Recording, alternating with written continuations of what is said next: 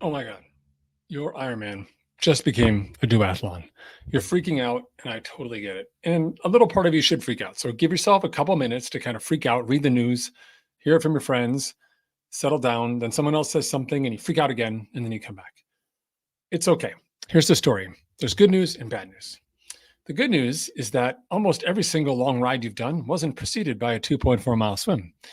And so you've actually done a fair amount of long rides on your own and then run off of them with a brick. So this is more like a workout when we say it's just another workout, but it's catered, which I hate, by the way. Then it's much more in your wheelhouse than before. You don't like it because it's different, because you had logistical plans and because you have race plans. And if you've been inside a nurse station, or if you're using our 4 keys of race execution framework, you're a little frustrated because we've done a lot of work preparing yourself for this moment and for this time. But champions pivot. Champions have the ability. And one of the reasons why we do that inside Endurance Station, why we emphasize that, is because everything that we do, from planning your season to working on race day, is all about positioning. If you've been thinking about your race and you've been putting protocols together, you're actually really well positioned. Here's why. You already have a plan. And so when we need to make a change, we're modifying your existing plan. Now, if you're someone who didn't have a plan, who's just like, I'm going to go do this thing, but now the thing is different. Now I have no idea what I'm doing. And before, I didn't even know what I was doing before. So it's kind of like spin the tail on the donkey, pin the donkey, and we spun you around a couple of times. And now you're really, really lost. Your day's in trouble. I'll get to you at the end of this episode. So stay tuned. For those of you who do have a race plan, it's really important for you to kind of adjust what you're doing to compensate for the day. So what's changing? Let's break it down. You're losing the 2.4-mile swim in the morning, but what are you gaining? Because you're getting a few hours back of sleep, because you don't need to get up at dark 30 to start this thing. They can't start the bike at 5:30 in the morning or 6:15 in the morning because it's still dark. So the time delay will be later. So you actually do get some sleep back on your side. But what you're missing most of all is that dynamic warm up. So when we go in through race day, if you remember, those of you who've done Ironman before, there's a lot of getting to transition early, walking around, taking care of your administrative stuff, saying goodbye to your bike and everything, and then walking off. Probably like 17 trips to a porta-john, and there's somewhere you're drinking fluids, you had a big breakfast, you've been kind of munching on bars. Then we go lay down and move our arms and kick our feet for anywhere from an hour to 2 hours or some version of that. And then we get out disoriented and then try and find our bike and get going.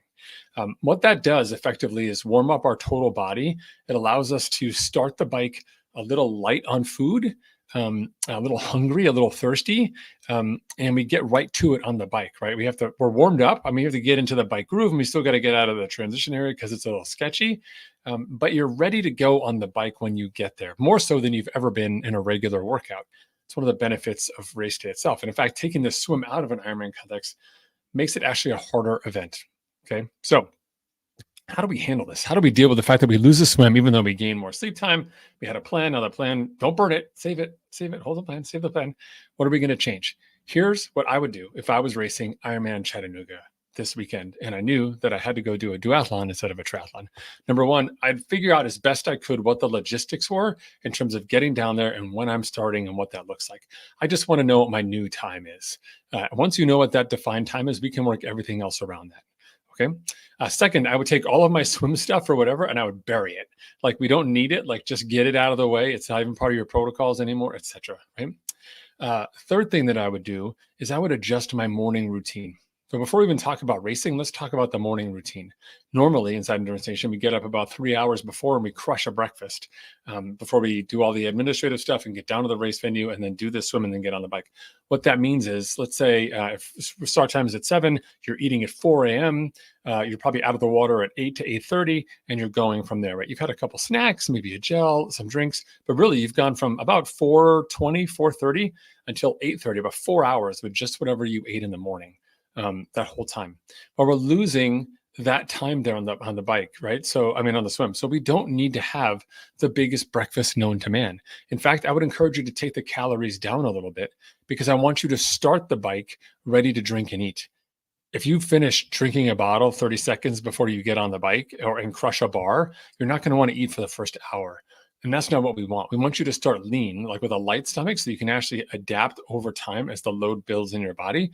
We don't want to just start heavy. So I would adjust your breakfast down a little bit. Okay, so if you're planning on eating, I have no idea, 1,000 calories. Let's go with like 600 or 750, like somewhere in that kind of bandwidth. You do the big and small sizing piece, but I would dial it back. The other thing that I would dial up the caffeine. I'm a big caffeine person, but if we're going to need to wake up for that bike and be kind of ready to go early, caffeine can be a part of your personal equation. And so in that case, I may space out my caffeine a bit. I don't need to eat 5 hours before I get on the bike, right? So if my start time is, make it up, 7:30 or 8 o'clock, whatever that is, I could probably eat at like 5:30 with my lighter breakfast and be pretty good. But I could have some caffeine in there a little bit later, or maybe even a little extra caffeine to kind of get me going, or maybe a caffeinated gel before I was getting on the bike as well. So I feel a little more energized, a little more into it, more awake, as if I had gotten out of the swim. Okay. All right. The next thing that I would do is, between the time that I'm eating and the time that I'm getting on the bike, I would want to work in some kind of a dynamic workout. So if you already have a walk of like 30 minutes or 40 minutes from wherever you're staying to wherever you get down there, that's fine. Like that will suffice. Maybe make it a little brisker than you would normally do to kind of get the heart rate up a bit. But we're just trying to make sure that when we hit the bike, your body's a little loose. Okay. What we don't want is what normally happens to people when they get on the bike.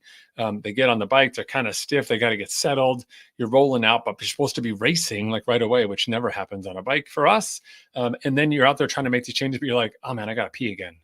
And your friends are like, but you just peed. And you're like, yeah, I know, but I got to pee again. And you're like, but we just started. Like the first aid station isn't until the turnaround. Like, where are you going to go? And like, I'll stop on this bridge. Like, here, I'm on this bridge right here. I'll go right over there, over this side. No one's swimming. What could go wrong if I pee over the bridge? And you've kind of ruined your day because you've gotten yourself a little disoriented and you haven't gone through the process of being active, letting your body kind of get warm and sort of organize everything. Your body physiologically will organize you as well. All the things that need to happen before a race. And so I would plan on a 30-minute walk like that. If you have time, if you get down to transition and you have an hour or an hour and a half, get all your stuff squared away. Go for a nice brisk walk. Just get loose. I'm not saying run. I'm not saying do P90X, but like get the heart rate going, be loose. I'd be moving my arms a little bit, just kind of generally being warmed up, right? Because if you go from like 0 to 90, which is what that bike time trial is going to be for most people, you're going from like a sedentary position to like I'm racing locked in my aero bars position, which is the worst possible combination known to man. All right. So now's about the time that we start talking about the bike execution. How do we change the bike execution knowing that we haven't really warmed up in the swim before we get out there? Normally inside Endurance Station, we tell you that first hour is really about nutrition and settling down, getting your heart rate down from T1, sorry, and there's no T1 now, it's T0, and getting into your groove so you can be sustained and strong across the entire bike, being really smart. Well, without that swim, we've got to change it up a little bit. So the homework that I would give you is that first hour actually needs to include a little bit of a warm up for you. Okay, so we're going to get out. You've got some administrative time. You got to climb up the off ramp, get over the bridge, etc. You still want to be safe. Some people are going to be racy. And because it's going to go by race number, you have no idea. The fastest person may be like 2 hours behind you, and the slowest people may be in front of you, or the inverse as well. So it's going to be definitely crowded, and a different type of crowded on the bike course than you're used to. So we need to be heads up, particularly at the start, at least until we get out on the highway. Once you're out on the highway, then we can start thinking about, all right, what do I want to do? Say that takes you 15 minutes to kind of get out there. We have 45 minutes left in our first hour. What are we going to do? Joe Racer is just going to go out there and be like, I'm just going to peg this at my old target for Ironman, but I'm going to raise it 10% or 20% because I didn't do this. So I got so much extra energy. That is the worst idea known to man. There's a marathon coming, if you haven't forgotten. They haven't taken away the marathon. They just took away the swim, the shortest, easiest part of the whole thing.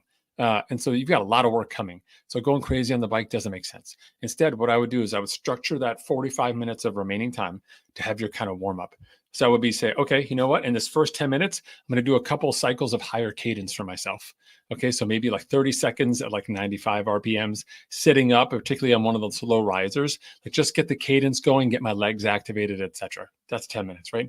Then the next 10 minutes, I'd say, all right, you know what? I'm going to go into zone 2 here and build it to zone 3. Almost like we're like looking at the workout, right? Like Trainer Road, Zwift, whatever your platform is, we're going from here to here. Right, we're just going to follow this ramp, just right up, just go like I can't remember up there. So I'm going to go from like 70% to 80% across that 10 minutes. Okay, like really work it up. Okay, that's the next 10 minutes. Now we're like 35, 40 minutes. You're going to back off for 5 minutes, take it back down to like zone 1, zone 2, stretch it out, and then see how you feel. At that point in time, you should be ready to go and lock into your time.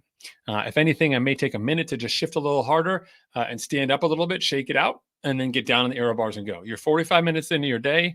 You've warmed up. You're administratively all set. You've been eating and drinking a little bit, but you don't need to eat or drink a ton because you just started your entire day right now. And then we can get to work. We can get down to it. Okay. Now, the body of your race on this course here in Chattanooga is going to be about maintaining momentum. And so what that means is being smart on the uphills, pacing yourself, capping your effort appropriately, and then really making sure you get your speed up on those downhills, really get in those aero position, etc. What will happen to you is that you'll have more energy reserves available, more than you probably should have, right? The swim is sort of like a safety mechanism. It's a governor for your overall race.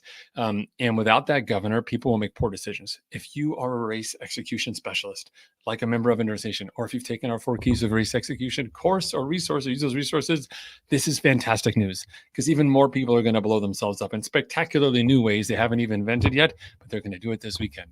Your job is to stay inside your box and really stay focused on your numbers and be smart.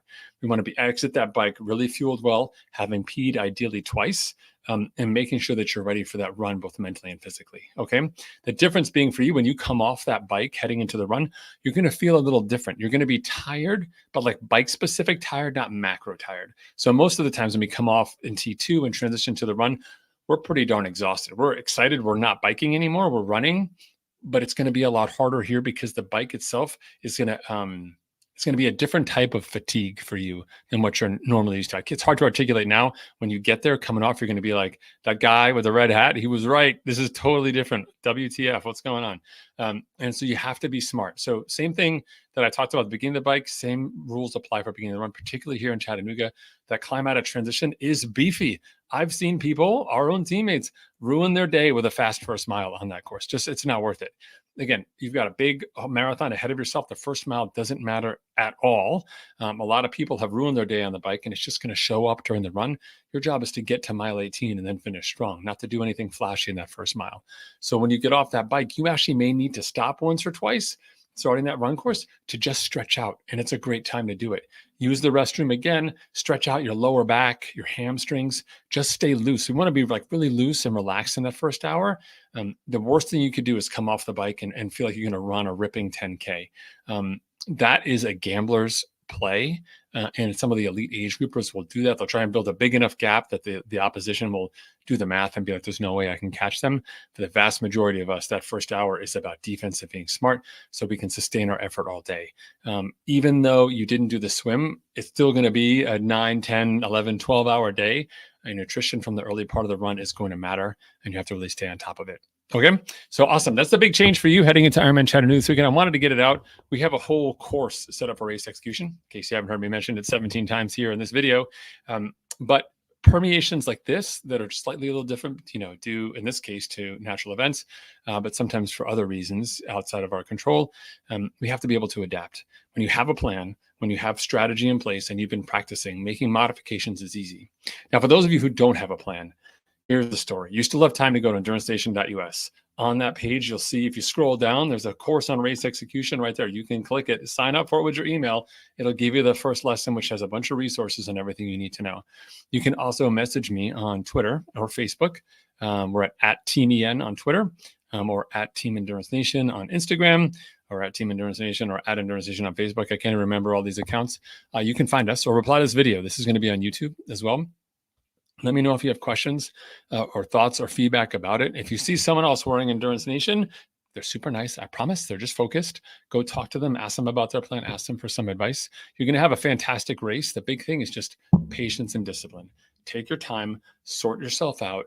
Slow is smooth. Smooth is fast. Don't rush anything. The whole day is waiting for you.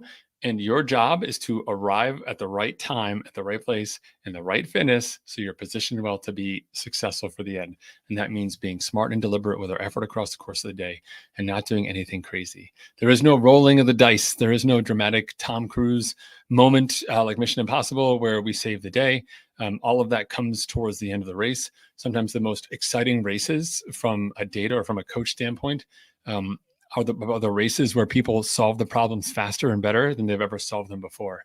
This, my friends, is just a problem that happened before race day. I know you can handle it. I look forward to following all of you online this weekend. Have a fantastic and safe race. And while you're there, have a beer, enjoy the vibes. Chattanooga is a special place, especially if you can get out and explore some of the nature. And now that you can sleep later, maybe you have time. Maybe you can get a little bit of that nightlife going on Friday night, Saturday night. All right, folks, take care. Coach Patrick signing out. I'll see you later.